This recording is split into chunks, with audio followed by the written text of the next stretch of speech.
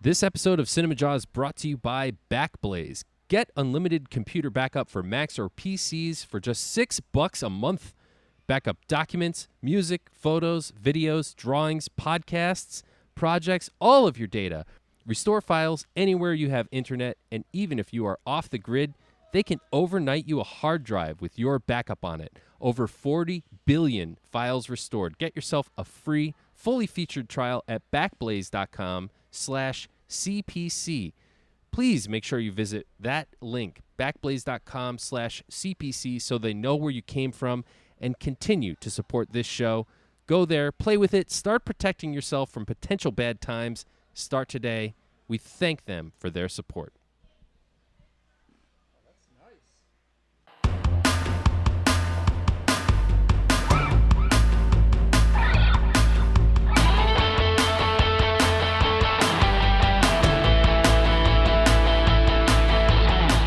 You're listening to Cinemajaw, the greatest movies podcast ever, recorded on location at Cards Against Humanity in Chicago. My name is Matt Kay, and with me is... Rye, the movie guy, and sitting inside the fish tank is none other than producer Pat. Hey guys, how's it going? Pretty good. This week on Cinemajaw, Matt, we look at satires. Yes, indeed. This is a good topic, Ryan. It sure is. Timely. As we cover our top 5 favorite movie satires, and there are some classics. There are some real classics here. Deep cuts. There are. We're doing this in honor of the movie we are reviewing this week. And not only that, we get to sit down with one of the stars. Yes, Thomasin McKenzie will be on the show this week, and can't wait to talk to Thomasin. Yep, had her big breakout in Leave No Trace, a film we both adored. Adored it. Absolutely love this movie. Can't wait to talk to Thomasin on the show. Also, in addition to that, we have a whole lot more going on, don't we, Pat? Yep, this week we are going eye for an eye on Terminator Dark Fate. And we have a review of Jojo Rabbit.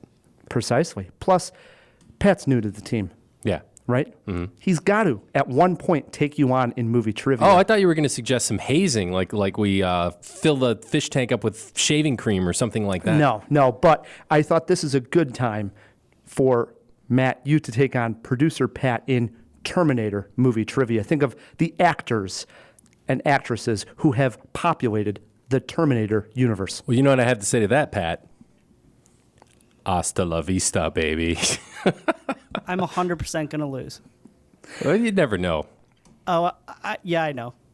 We'll see. Don't never underestimate my ability to lose.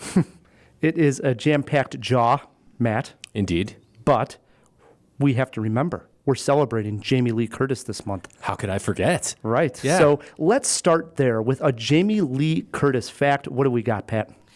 In honor of Jamie Lee Curtis Month here on Cinemajaw, we bring you this bit of JLC trivia. Jamie Lee is actually one of 20 actresses who did not receive an Oscar nomination for their Best Actress in a Comedy/Musical Golden Globe winning performance, hers being for True Lies in 1994.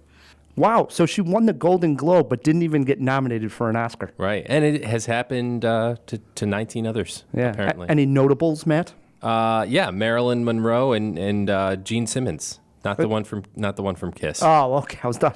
No, there's a bunch. I mean, Patty Duke. I'm reading off a list for the people who think I'm very, very smart. Bernadette Peters. Wow. Yeah, the list goes on and on. Obviously. That's crazy. Sometimes Globes and Oscars, completely different.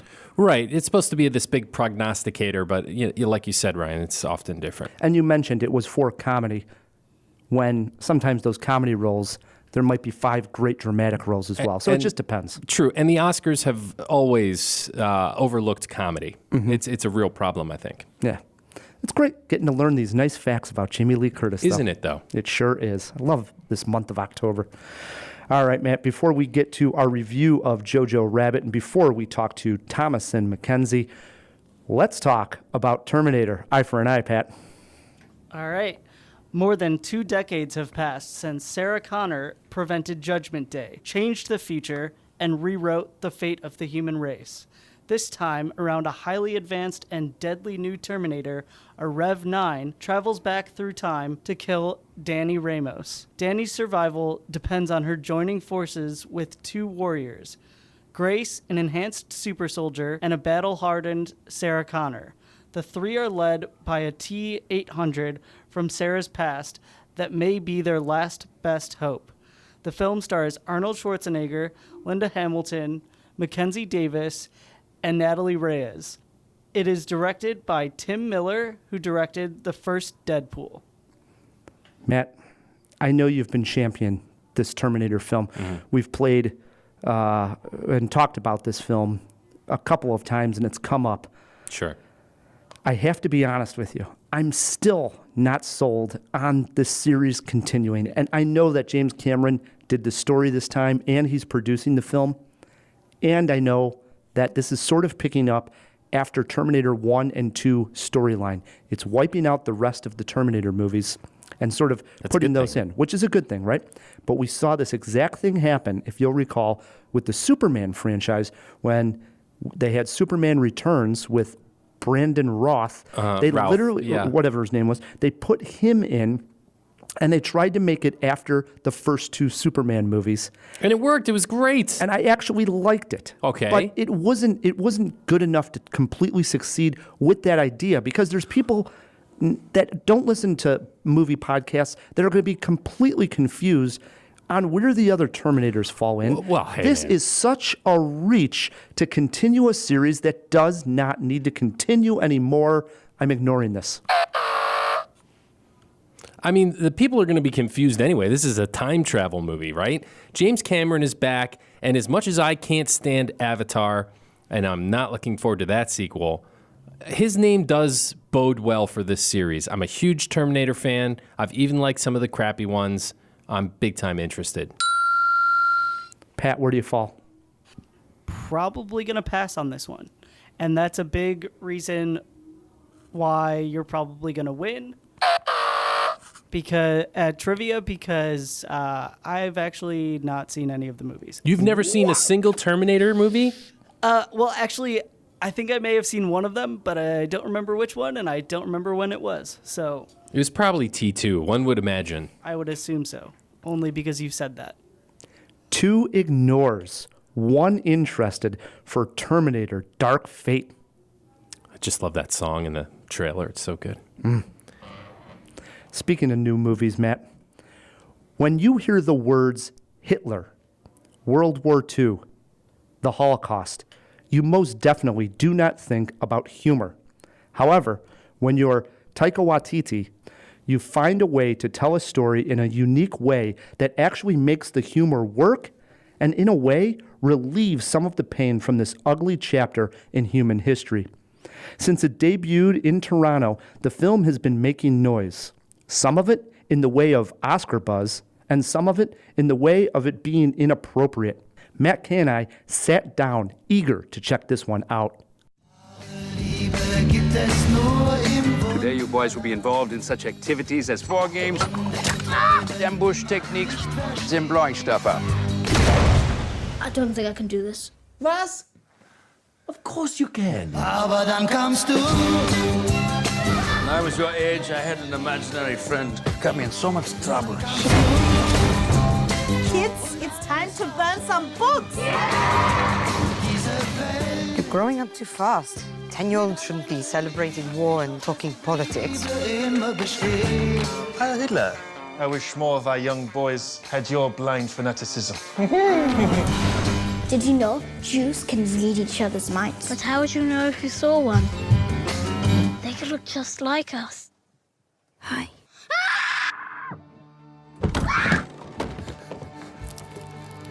You know what I am? Say it. A Jew. Gesundheit. As soon as the film opens, and I mean 5 seconds in, you know why people's opinion of Jojo Rabbit have been so divisive. We are introduced to Jojo, a 10-year-old excited to go to the Hitler Youth Camp.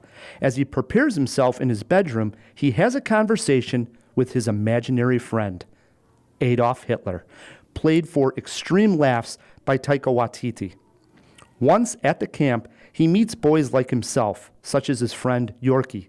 More on him in a minute, as the two together are hilarious. And Jojo also meets the captain of the camp, played by Sam Rockwell.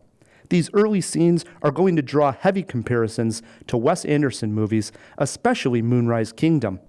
Where the film gets interesting is when Jojo finds out that his mother is hiding a Jewish girl, Elsa, played by Thomasin McKenzie, upstairs. Jojo is conflicted. He cannot tell the Nazis, as his mother will obviously get in trouble. As Elsa and Jojo get to know each other, things just get more interesting. To say that Jojo Rabbit is only a satirical comedy is not doing the film justice.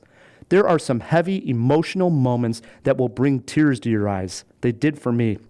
I love the chemistry between Roman Griffin Davis, who plays Jojo, and Thomasin McKenzie, who plays Elsa. Two young actors doing some of the best work I have seen this year. I think the humor of Jojo Rabbit is a way to lower people's guard and get honest with the horrors of the Holocaust. It's also a way to parallel what happened back then to present times and to world leaders today that like to divide us. This is a film that made me laugh, made me cry, made me angry, and yet gave me hope. That is some pretty damn good art, if you ask me. I love Jojo Rabbit. Matt? I agree with you. First of all, great review, Rye. It was very well written, sir. Thank you. You're welcome. This is definitely one of the more special movies of the year. Could be a number one easily. It is very tricky, right, to balance this subject matter with humor because, well, it's just tricky. I don't know why. It's very difficult to explain. Taika's sense of humor is sort of irreverent and silly, and yet he makes it work when the imaginary Hitler shows up to give Jojo advice. He almost makes you like that character for a moment, even though by the end, and I don't want to spoil anything, let's just say there's a character arc that will leave you keeping Hitler in his proper place of disgust and revile. But just even talking about it can be tricky, because it is silly and irreverent in moments, but like you said accurately, it has some real hard-hitting moments, and I think you nailed it when you said the humor makes us put our guard down, and that's when the sucker punch comes. And it's just a smart movie, extremely well-balanced, and the laser focus that it takes on what's going on in the world today, where we're seeing a new rise of some of these ideals and ideas. It's just so smart. And I don't know if any other filmmaker could have pulled it off like that. I agree. You hit on one thing, and I had it written down here, was to talk about the Hitler scenes, because he is on screen quite a bit. Right. As the imaginary friend. And a lot of that is really the humor. I mean, I would say that the two elements of humor are the moments between Jojo and Hitler, and then Jojo and the Hitler Youth Camp organization. Those are the two main elements of humor. And Rebel Wilson and Sam Rockwell get some, but they're part of the camp, is what I'm saying. I guess. Okay, fair. So were you okay with Hitler having as much screen time and us laughing along? And I think you somewhat answered that, but yeah, I don't think that this movie is inappropriate. It's a sensitive subject matter, and I think people need to decide that for themselves if they find it to be too evocative or offensive to them. And I respect those opinions wholeheartedly. I didn't find it to be, even with some Jewish ancestry. My paternal grandmother was Jewish, so that's a part of my heritage that I like to connect with at least once or twice a year. And I wasn't offended by this whatsoever. So I think, again, he balanced it very well. And also, I think that there was a lot of research, a lot of thought put into this. This was not just made willy-nilly without extreme care. I agree. Taika himself, Jewish, and he came on before the screening with a message talking about how hard he worked on this movie and what it meant to him. And I think that will probably play in front of this movie across the country, right, because I think that will help people understand where he's coming from as an artist. Yeah, it could be easily misconstrued, but we have to also point to some of the other parodies in the past of the atrocities that the Nazis did, like The Producers is a huge one, and even which was sort of referenced in The Joker, the great Dictator with Charlie Chaplin.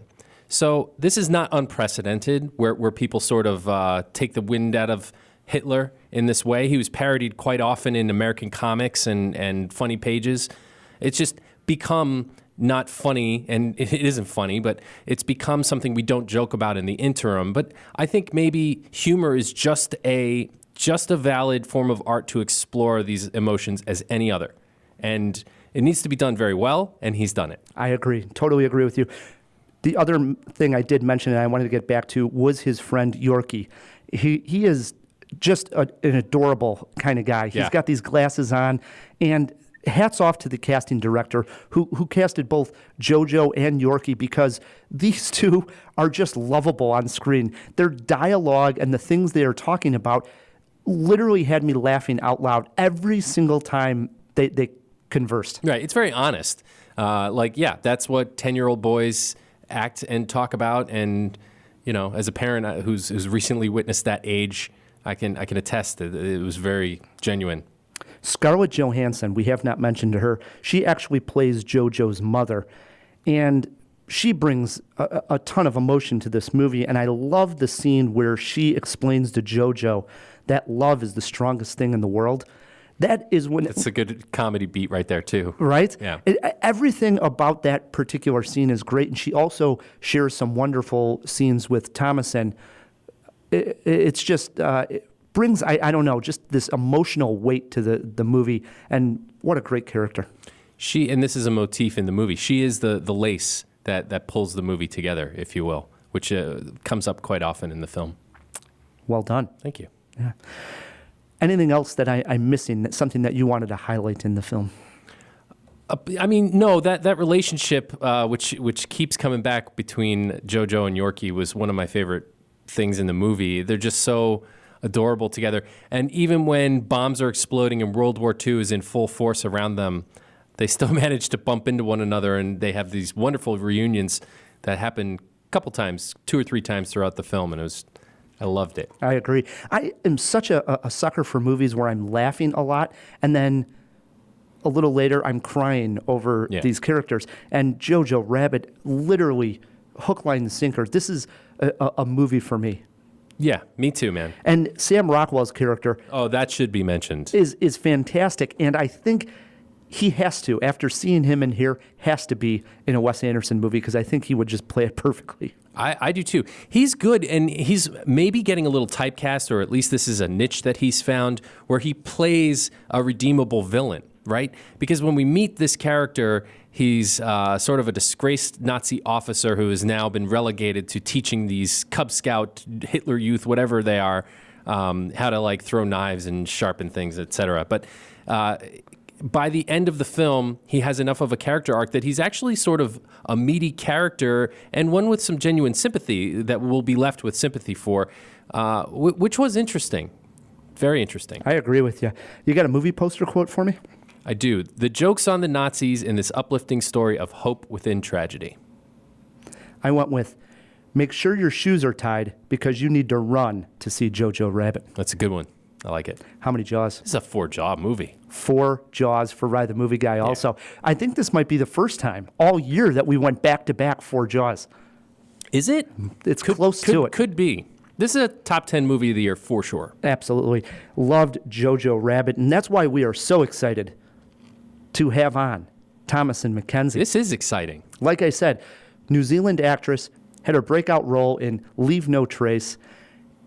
Now she's seen in Jojo Rabbit. In just a couple of weeks, we're going to see her in the movie The King with Timothée Chalamet. So her career just on the rise. Yeah. There's even bigger stuff coming down the road that's it's out there. So yes, it's exciting. Exciting indeed. Thomasin, congratulations on the movie. And I really want to start at the very beginning when you received the screenplay for this movie. Being that it is from a well-respected director, a New Zealander, but because of the subject matter, and this being a satire on the subject matter, I was wondering, was there any hesitation on your part when you read the script about taking on this role? Yeah, definitely. I think it's a comedy about a really scary part of our history. Sure. So for me, there definitely was a bit of hesitation, also because of the fact that I'm playing a young Jewish girl, and one of the more grounded characters in the film. I was nervous about, it's a big responsibility, and I was representing a big population of people whose ancestors and them have been through so many atrocities. Yes. So I was definitely nervous about that. But being on set and working with Taika and with Roman, who plays Jojo, and the incredible cast and crew, it was, everyone was so excited about this film because we knew it was something that was going to be really special. You never know how the audience is going to react, but we felt confident in the fact that we were telling an important story and in a new way that would maybe allow people to look at this period of time in a different light. When did it click? Like, was it when you first read the script? Did you have meetings with Taika, or was it during a read-through, or once you got to set? When did you realize that this was going to be special and appropriate, I guess? I don't think there was any moment to where it clicked. I think it just, during filming, and also even now, I'm still realizing, oh wow, this has really had a beautiful effect on people and on the world, and I think the response has been divided. Some people have loved it, and some people have been a bit unsure about it, whether it's too soon or offensive, or but my favorite response so far has been one where in a Q&A I did in New York with Taika and a lot of the cast, a man stood up and said, I am a writer, but I also teach Hebrew to 10-year-olds, and I asked my fellow Jewish teachers, are you excited to see Jojo Rabbit? And they said no, because we don't want to watch another film where our people are represented as being weak and are seen as to be dying. This film, Jojo Rabbit, was special to this teacher because Elsa, she is a victim, of course, and she's terrified, but she also holds so much strength. Yeah, and for sure. We don't see her as dying. We see her as a young girl who is really smart and is able to kind of use, you take things, and she knows her power, I think is what I'm trying to say. Speaking, I got a question. Speaking of Roman and being 10 years old, Elsa is sort of his bridge to adulthood, along with all the horrors of World War II that both characters are going through. But did you personally have an experience or a best friend, I guess, at 10 years old? And what kind of games would you play at 10 years old? Do you mean real best friend or imaginary best friend? Oh, either or and both. I think as long as the imaginary friend wasn't Hitler. No, far from it. My imaginary best friend was this little creature called Mr. Monroe that I stole from a book series that I was obsessed with, that me and my real best friend was obsessed with, and he was this little hairy fur ball of a creature with big feet, skinny ankles, and big black holes for eyes. What was the book series? I've talked about this so much now. By now you'd think I would have found it out. I think it was called Otterline. It was called something like that. Okay. About a young girl kind of fending for herself with her kind of sidekick, Mr. Monroe. My real best friend is still she's my best friend, a girl called Kiki, and we were really into dolls and miniature things, and would create massive worlds for our Monster High dolls or our Sylvanian families and normal 10-year-old stuff. Sounds like fun. Yeah. So what was the vibe like on set when you're making a movie that is part comedy but also has a serious tone? How did Taika keep the vibe on set? Taika is always incredibly upbeat and, funny and witty, and but he's also got a big heart. This is a movie that matters a lot to him. He's Jewish himself, and he's been working on it for a long time now. So he did take it really seriously, and he was always in the room right next to the camera, laughing away at the funny, more uplifting scenes, and crying along with the more emotionally heavy stuff. But also this film holds a lot of joy and hope. I like to say it's a film that finds the happiness in an otherwise really horrible time. Yeah. So the vibe on set was always, it was a lot of love, I think. One other collaboration I wanted to ask you with is, I know we've talked about, you shared a lot of screen time with Roman, but also you get to work with Scarlett Johansson in a couple of really emotional and beautiful scenes. If you could talk about working with Scarlett, and did she give you advice and so forth? It was really great working with her. I was so scared at first. I was before I was on set, I was like, it's Scarlett Johansson. She's had such an incredible career, and but when I first properly met her and got to work with her, I was, she holds herself with so much poise and grace, but she's also really goofy and funny and likes to play around and is very grounded. So working with her was a really, really great experience. So she just put you at ease right away? Yeah, That's cool. Definitely. We were on the same playing field, I think. This is a question about a beat in the film, and we sort of got to dance around spoilers. But it comes later in the movie between Elsa and Roman after a tragedy has just happened, devastating Jojo. He comes in and there's a moment of extreme emotion, but what I found so interesting was Elsa almost doesn't react to what happens. It's almost like a beat of violence between the two characters. I was wondering what kind of direction you got on it during that scene, because you played it so stoic in a way, but at the same time so much emotion behind the eyes. I just loved that scene. I found it gripping.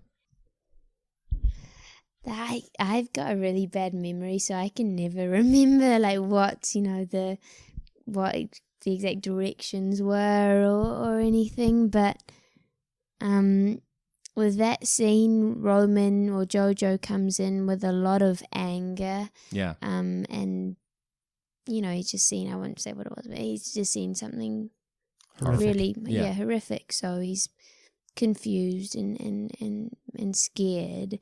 And in terms of Elsa's reaction, she is feeling all those things as well. She's lost her family and she's confused and also really fearful for what the future is going to be.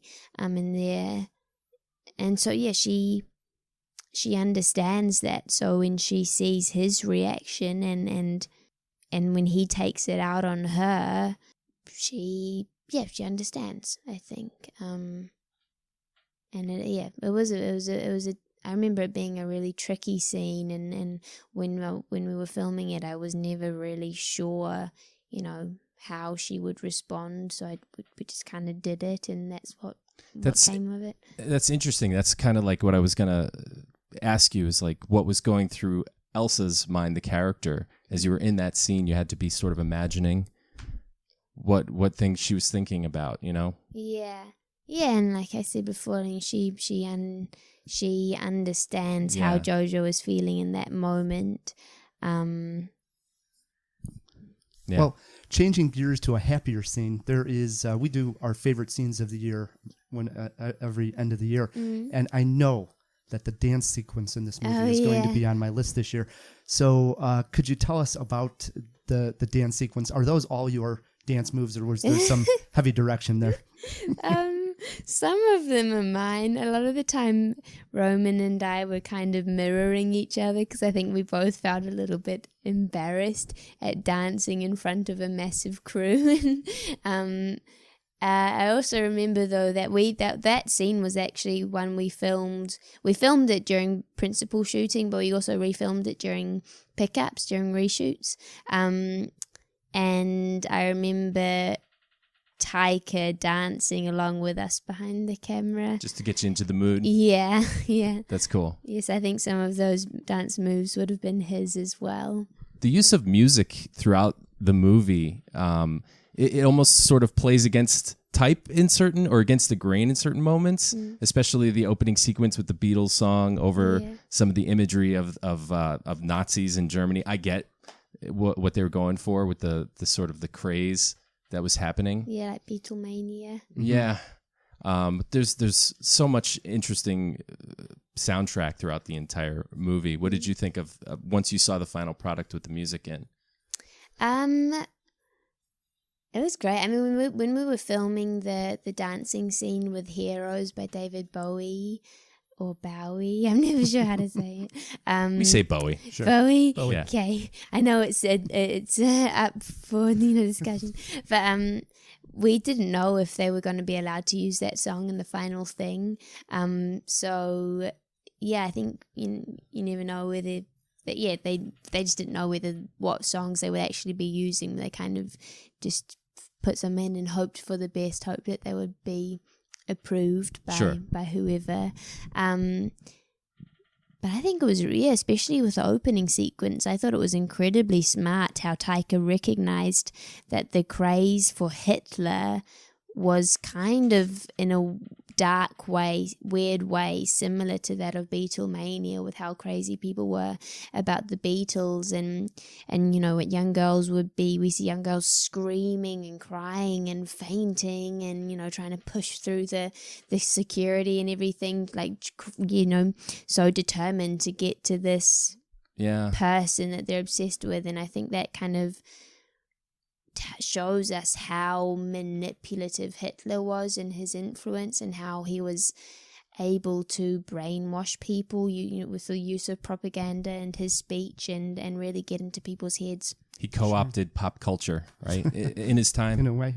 And speaking of pop culture, a lot of times directors will give you either music or maybe film recommendations to sort of, Get into character. Yeah, get into character or get influences from it.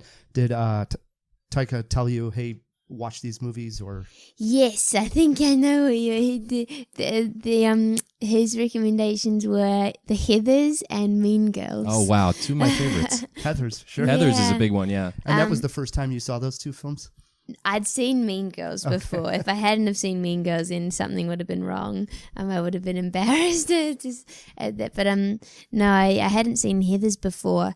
And going into this film, I did a lot of research about the Jewish religion and the background and World War II and the Holocaust, and as much as I possibly could. And then I met I met Taika, and he said, "Okay, cool. Now watch Heathers and Mean Girls." And I was like, "Oh, that sums it up." Yeah. and then I put more thought into it, and I went, "Oh, no, I understand. He wants Elsa to, he wants to help me to realize that Elsa lived a life before World War II and before the Holocaust, right. And she could have been anything. She could have been a mean girl or a popular girl, like those in Heathers, or in Mean Girls, and she could, she has so many layers. Who knows what she was? The audience doesn't have the privilege of seeing her life before World War II. So what you're saying is we want a prequel to Jojo Rabbit. Maybe. What's great about doing a podcast like this, we have people listen from around the world. And this past summer, we had a gentleman that listens to our show from New Zealand come to Chicago on vacation. He wanted to meet us. So he ended up bringing gifts from New Zealand. And I want, Darren was the gentleman's name. He gave us Whitaker's chocolate. Oh, yeah? Yeah. And I wanted to make sure he was right because he said Whitaker's He really talked it up. Yes, world renowned from New Zealand. And it was amazing. Yes, Whitaker's is a very well-known New Zealand chocolate. I'm vegan now, so unfortunately I can't eat it anymore. I think the dark chocolate is vegan. There is one that's Yeah, there is, because our producer is vegan and he got a few chocolate bars. Well, I need to put some more research into it then. But no, it's really good chocolate. Awesome. Yeah. Well, thanks a lot. And Thank again, you. congratulations on the film. Congrats. Thank you. Nice to meet you guys. Thank you. Oh, that was great talking to Thomasin. It's a real treat. Absolutely. Yeah, next time we got to have her take you on in trivia. That would be fun. That would be a lot of fun. It was great, too, because there at the end, Thomasin talked about movies that Taika Waititi had mentioned to her to watch, and two of the movies came up, both satires in their own regard. For sure. Maybe even on my list. Yeah. One of them. So Mean Girls, great. Heather's great. Love that she watched those movies. That is our topic this week because of Jojo Rabbit. We're covering our top 5 satirical films. Matt, what do you got sitting at number 5? All right. At number 5, I have the very strange and unique collaboration between the great Roger Ebert and the controversial, let's say, Russ Myers. This movie is bonkers. I think it holds up in a lot of ways. I think it's also a slog in a lot of other ways. But it was a satire on all those sort of 60s beach blanket bingo type movies that were coming out, especially its predecessor. I'm talking about Beyond the Valley of the Dolls. I have never seen this. You've never seen it? Listen, man, I'm not going to tell you you would love it, because I don't think you would, in all honesty. But it's a Russ Meyer movie, so you know what you're getting kind of right from the jump. But Roger Ebert wrote it, so that's kind of weird. And it's, like I said, it stood the test of time as a cult classic. And is it satire? I think so. It almost devolves into horror in certain beats. It's an odd and unique movie. You should watch it. For Ebert. For Ebert. I agree. My number 5 is a film maybe you should see, Matt, because I don't think you caught up with this one last year. It came out early in 2017. In fact, I think not enough people probably listening to this have seen the movie and or even heard of it, to be honest. I'm going with a film that stars Steve Buscemi, Jeffrey Tambor. It is entitled The Death of Stalin. I did not see it. This was last year, right? Mm-hmm. Yeah. Very early last year. And it's a British comedy where Stalin has a stroke and he becomes paralyzed. And this is right after he hears this concert, and he asks for a recording of the concert, and someone slips a note in there. And he ends up reading this note, and he has a stroke. What happens then is all the leaders that are in place come to the bedside. They come to the bedside of Stalin, and now they go back out, and they're all going to keep sort of Stalin's ways of doing things. But then shortly after, Stalin does die, and how quickly they literally are going to turn things around. There's power struggles ensue. There's a coup that happens, and this is played mainly, obviously, for laughs. This is a satire. What a great movie. And Steve Buscemi, hilarious in there. Jeffrey Tambor, hilarious in there. So many scenes, even the concert in the beginning when they not sure if they got the recording, and then the guy gets the letter that Stalin wants the recording. Even that is hysterical. If you haven't seen The Death of Stalin, well worth a spin. A lot of laughs. I do have to catch up with that one. All right, that swings it back to me. At number 4, I'm kicking it all the way back to 2002. Nicolas Cage, Gem, maybe the cornerstone of his entire filmography. And, I mean, right away, everybody's scratching their heads because what could it possibly be? It is by Charlie Kaufman, Adaptation. Nice one. The satire is the very subject matter of the movie. It's very meta. Kaufman always gets meta, but, like, it's supposed to be an adaptation of The Orchid Thief, but the movie is completely self-referential, breaks the fourth wall. Nicolas Cage plays dual roles, and like I said, this could be, outside of Mandy, his most gonzo performance, although he doesn't go full screaming in tighty whities. He's talking to himself, literally, the entire movie. It's pretty weird. Love that movie. Yeah. I rewatched it about a year ago, and holds up. Kaufman is probably one of the best filmmakers alive. For my number 4, here is a film that I'm pretty sure was mentioned on Cinemajaw, and I wrote down in one of my journals and caught up way later. It is now a cult classic. It came out in 2006. It's directed by Mike Judge. I'm already intrigued. It is entitled Idiocracy. I thought you were going to say Beavis and Butthead Do America. No. Idiocracy is very good, too. You have seen it? No, I haven't, actually. I know I have to. This is the one that Bill Maher had a lot to do with, too, and right? Luke Wilson is in it. Throw it in the fish tank, what Bill Maher had to do with Idiocracy. There's some sort of drink that everybody's... No, what happens actually in this one is Luke Wilson plays Joe Bowers, a United States Army librarian. Already funny. He's selected for to be suspended in animation, where he's basically going to be like asleep for X amount of years. And on the grounds of like average appearance and intelligence behavior, they come up with this whole thing that it's just hilarious. And to match him, they actually get a prostitute played by Maya Rudolph to play. She plays Rita, and they put those two together. They put him to sleep, and they end up being in this thing for like 500 years. And when they wake up, 500 years later, it ends up that intelligent humans fail to have children, and that basically idiots have constantly been able to reproduce. And so 500 years of this, everybody is just a complete idiot when they wake up. There's garbage all over the place. Just biting commentary on the doll, if you will. Mm-hmm. It's such a funny movie and such a funny idea. I love Maya Rudolph also. Yes, and Mike Judge, and it's just so good, man. He's very smart, absolutely. Definitely a cult classic now, one that I caught up with and love it. Okay, I got to check that one out. Back to me at number 3. Geesh, Todd Solondz, who I don't think bring up often. Certainly not often enough. Welcome to the Dollhouse. Have you ever seen this one? Have not. Really? Oh. But are you a fan at all? Like Happiness? Have you seen some of his other movies? I saw Happiness. All right. He's got a few others, and if it makes you, kind of gives you an idea, I think that Happiness is one of his tamer, or at least certainly more even-keeled films.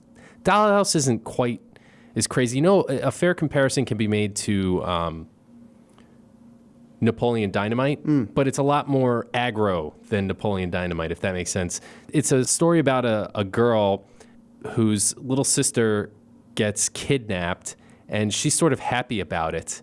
I mean, there's a whole lot that happens to this girl throughout the movie. She's bullied, but she also bullies others. Her only friend is this like fellow social misfit. I don't know. It has a lot to say with growing up in the suburbs, small town, small minds, that kind of thing. Another one I got to throw on the list. I don't think anyone does it better than Todd. So, my number 3 is a 2009 British satire that I have mentioned on the show a couple of times, and it is a spin-off from the BBC television series The Thick of It. The film is entitled In the Loop. And I've mentioned this film. I think we were talking about cursing a lot and swear words, and I've mentioned there's a fact that they actually had a person on set that would do the lines just so that they could swear more in it. And it's basically this whole idea. You mean a profanity coach? Correct. Okay. Exactly. Good way to sum it up. But it basically is, sort of a low-level government official says that he sees the Iraq war is unforeseeable. This gets him in a little bit of heat. The Americans start to play with his words, and the aides of all these politicians are telling them basically what to say. It's so funny because they're obviously playing to try to get higher up in that power scheme themselves in their position. So they're trying to do the right thing as far as their career goes, talking themselves into corners. James Gandolfini pops up as a U.S. like marshal, a guy in the army. Great movie. Hilarious. It's like all the rats climbing the mast as the boat sinks. Correct. Interesting. It's a great one. In the Loop, if you haven't seen it, is so funny. Nice. All right. Well, yeah, man. As we mentioned at the top, that was a bit of foreshadowing talking to Thomasin, because at number 2, I put one of my favorite movies of all time, Heathers. Nice. And I think it may be even more relevant today than it was back then. It's certainly notes of the movie that are even more controversial than they were back in the 80s when this film came out. Let's throw that one in the fish tank. I think it was late 80s. But I love it. Christian Slater at his teen heartthrob peak, and Winona Ryder. Those two just came together. It's like peanut butter and jelly, man. I don't know why. I just love those two together. The whole movie sort of pokes fun at the hierarchy of high school, the cliques and such. I think maybe better than some of the other movies that followed that became classics. I think it does better than Clueless, even though that might be blasphemy. I think it does it better than Pump Up the Volume and a lot of other teen angst films that we love. It's a classic for sure. It is. It's really good. There's a lot going on in Heathers. Good one for sure. My number 2, a film that I think most people have seen. I think a film most people have laughed at, but a film that shockingly almost never comes up on Cinemajaw. 2006, Borat. Oh, Borat, yeah. Loved it. It's a mockumentary by Sacha Baron Cohen. Don't even need to explain exactly what it is. He plays a reporter from a fictitious country that comes to America to what he thinks sort of celebrate America and ask interview questions from Americans and he's asking these 2 real people who do not. And they're not in on the joke. They're not in on the joke. And he could go from everywhere from a rodeo to, jokes inside hotels and a naked wrestling scene that is, once you see it, you can't unsee it. Yeah, it's pretty epic. But Borat is funny. And I remember this was a film that everybody was laughing at. And when it's that moment, I missed it for a few weeks and everybody's talking about it. It was the water cooler movie. I thought, all right, I'll go see it, but there's no way it's as funny as everybody's saying. And it is. And it is. I loved it. Borat, my number 2 satire. Nice. Okay. All right. That brings it to my number 1. And when you're talking about satire, right, mockumentary also at number 1. One that I think we have talked about. It's a rock and roll movie, one of the first mock rockumentaries of all time. One of the greatest comedy films ever made. It certainly holds up to this day. There are things that have permeated pop culture from this movie, like turning the amps up to 11, that go on to this very day. So, of course, I'm talking about Rob Reiner's masterpiece. This is Spinal Tap. Nice. It pokes fun not only at rock and roll, which really needed the wind taken out of it a little bit at this moment in history, but also at documentary as a form itself. Just how close the documentarian gets to the subjects, et cetera. It's a great movie. It totally holds up. Spinal Tap. Well done at number 1. My number 1, a film I have talked about, dying to watch it again because it's been a while. I actually was introduced to this film when I took a film appreciation class in college. I'm talking about the 1976 masterpiece, Network. Yeah. And this is a American satire. It was directed actually by Sidney Lumet, and it is the story of Howard Beale, a crazed news guy who declares he's going to commit suicide on the air. And this actually causes ratings to rise right when they were going to get rid of him. But now, it's one of these where all of a sudden you got this angry guy that's going to kill himself. All of a sudden the ratings, everybody's tuning in to see him. And he starts to get his own show. He becomes super popular. And at one point, which I think is so relevant to today, the people sort of behind the scenes come to this idea that they need to take this news segment and change it from like the news area of the station and actually make it entertainment. Yes, very relevant. And it's very relevant. And of course, this is where the famous line comes in, stick your head out of the window and yell, "I'm mad as hell and I'm not going to take it anymore." It's a satire on not only networks and the media, but also a satire on big businesses as these large companies are buying out the media companies inside there, and nobody knows who can say what and who works for who anymore. Network, it won 4 Academy Awards. It's a masterpiece. That's great. Got any honorables? I do. One I have not seen. So this is an honorable that I know would probably make my list had I seen it, and that is The Great Dictator by Charlie Chaplin. Yeah. I've never seen the film. Dude, if I've seen that movie, it's been so long. Yeah, I don't know. I used to watch a lot of black and white movies. Yeah, speaking of Taika Waititi, What We Do in the Shadows.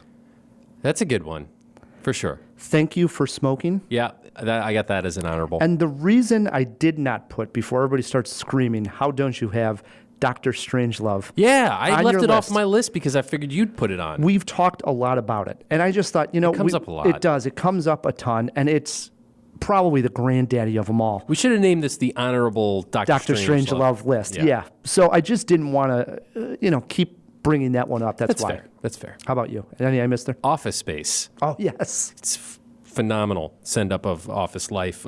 Thank You for Smoking. I had Serial Mom for a lot of reasons. I think, Waters is fantastic. South Park.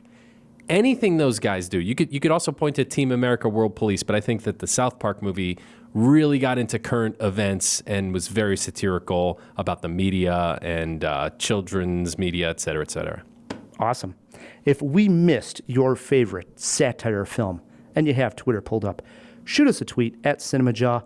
We'll retweet it and get the discussion going. What we're going to do is take a break. When we come back, we actually have a quick interview with Molly Hewitt. Yeah, filmmaker Molly Hewitt. She's got a new movie out entitled Holy Trinity. It's a collaboration with executive producer Joe Swanberg. I can't wait to talk to Molly about it. It's an interesting project, right, good for this time of year. Halloween movie, Ryan. Nice. Plus some Terminator movie trivia. Stick with us. Let's all go to the lobby. Let's all go to the lobby. Let's all go to the lobby to get ourselves a treat. Come in, my child. Join the party. Let me see now. You would be from Austria, am I right? No, I am Inga from Sweden. Sweden? But you're wearing lederhosen. Yeah, for sure, from Sweden.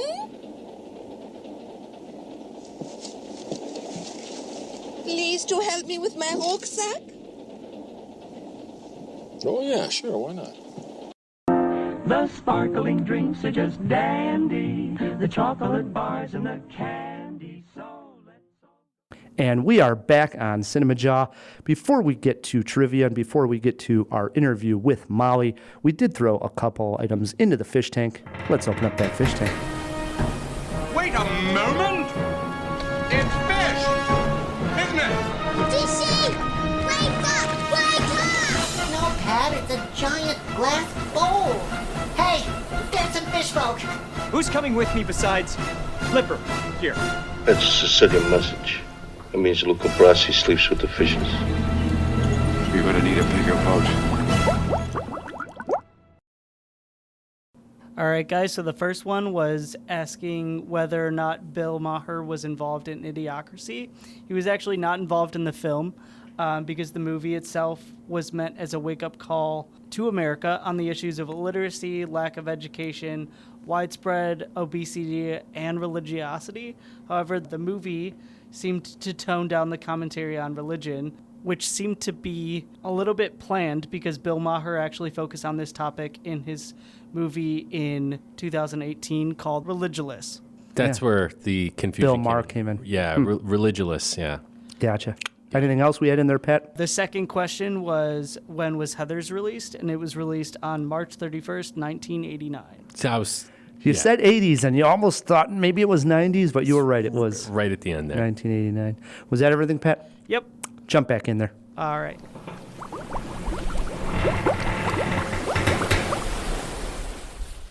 Hey, Rye, I had a chance to sit down and talk on the phone with filmmaker Molly Hewitt, who was working with Joe Swanberg on a movie called Holy Trinity. You want to hear the pitch?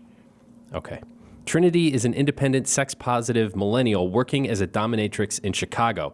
After an incident huffing her drug of choice, a mysterious aerosol can, she finds herself with newfound gift for speaking to the dead.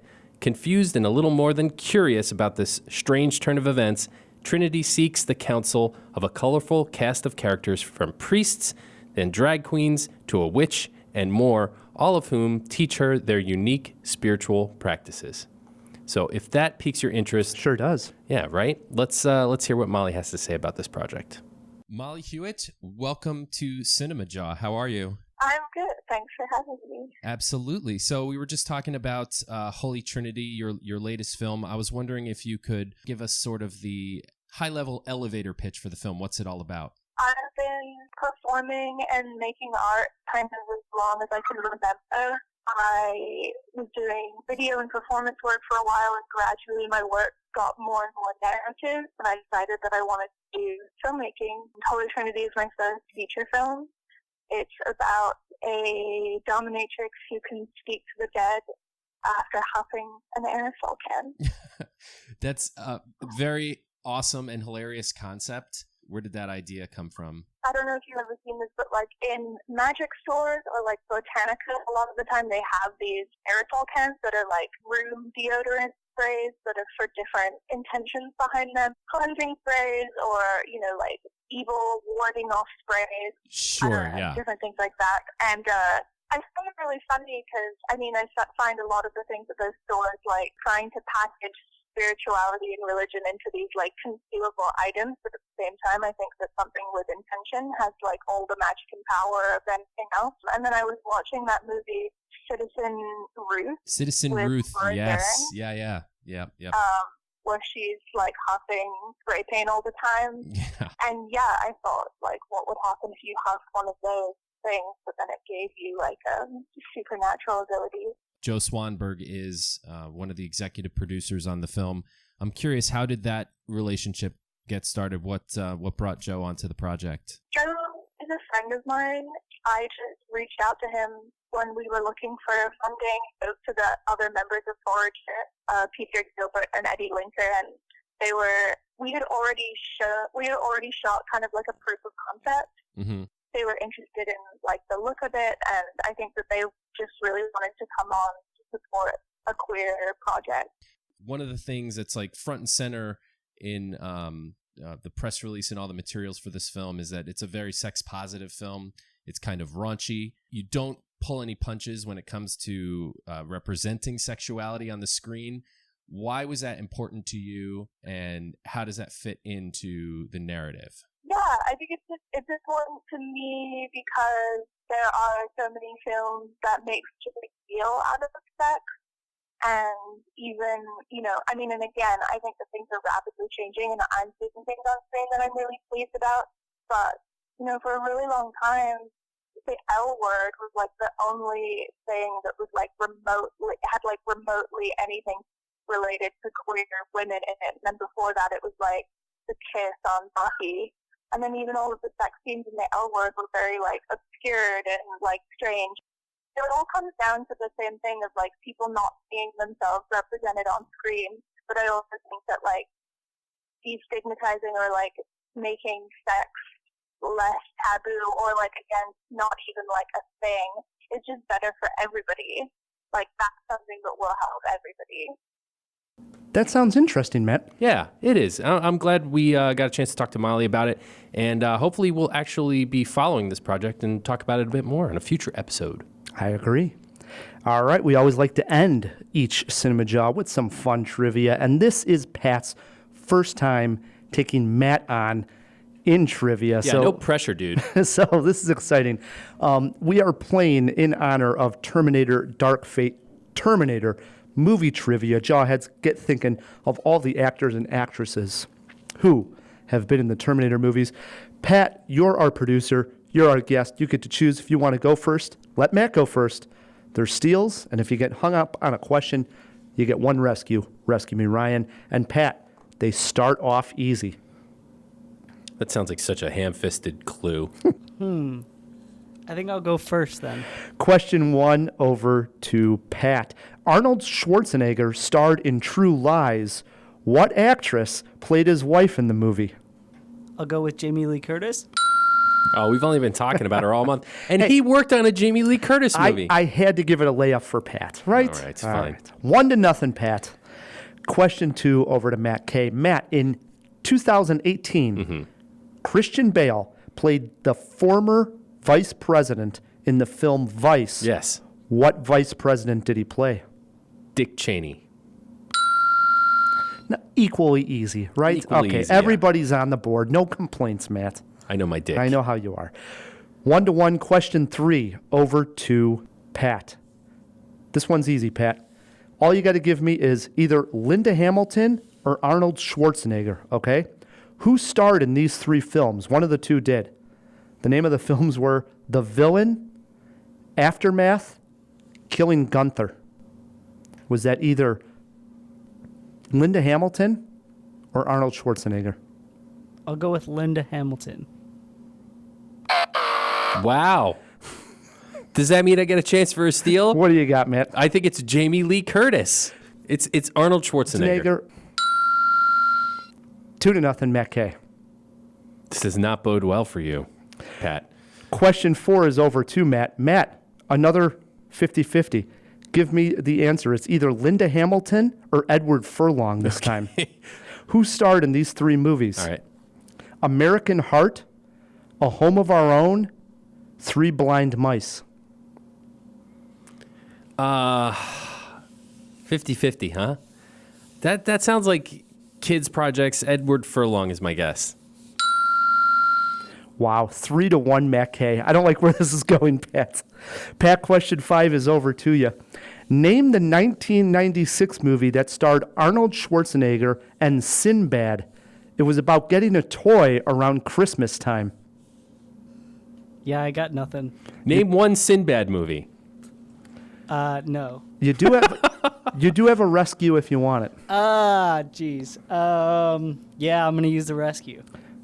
Whoa, rescue me, Ryan. Question number 5. Your clue is this, Pat. It's not Jingle Bells.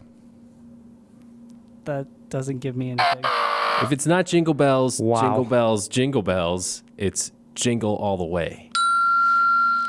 It's a slaughter at this point. It's 4-1. Matt, and question 6 is over to him. Matt, Bryce Dallas Howard has appeared in which Terminator film? Terminator 3, Terminator Genesis, It had to be Genesis. Terminator Salvation, or none? Could be none. Genesis. Pat, you got a chance for a steal. What Terminator film did Bryce Dallas Howard appear in? Terminator 3, Terminator Salvation, or none? Terminator Salvation. He is back. He's back into this game. 4-2, question 7, over to Pat. Pat, name the actress who played Sarah Connor in Terminator Genesis. Linda Hamilton. That's where my head was going, too. Rescue me, Ryan. Whoa, rescue me, Ryan. The name of the actress, Matt, your clue is Game of Thrones fans know the answer. I don't know any of their names. I'm not a game. I like the show, just not like one of those big fans. I don't listen to any podcasts about GOT. I don't know. Amelia Clarke, we're looking for. Who does she play on Game of Thrones? She's the Khaleesi's. Oh, she's awesome. Yeah. Well, the ball game has come to an end. Matt has won this one. It's 4-2. Last question of the game is over to you, Matt. Robert Patrick, who plays the T-1000 in T2, played Joaquin Phoenix's dad in a film. Name that film. Wow, dude. I remember that. Joaquin Phoenix's dad in Walk the Line. Wow. He wins this one 5-2. Gentleman's handshake here. Yeah. Knuckles. There you go. If it came down to a jawbreaker, it would have been this. Age of James Cameron closest to. Old Jimmy boy, huh? I would say he is in his 60s, not 70s. 67. Lock him in at 67. Pat, you got a guess? I'd say 62. We'd give that one to Matt K, 65. Wow.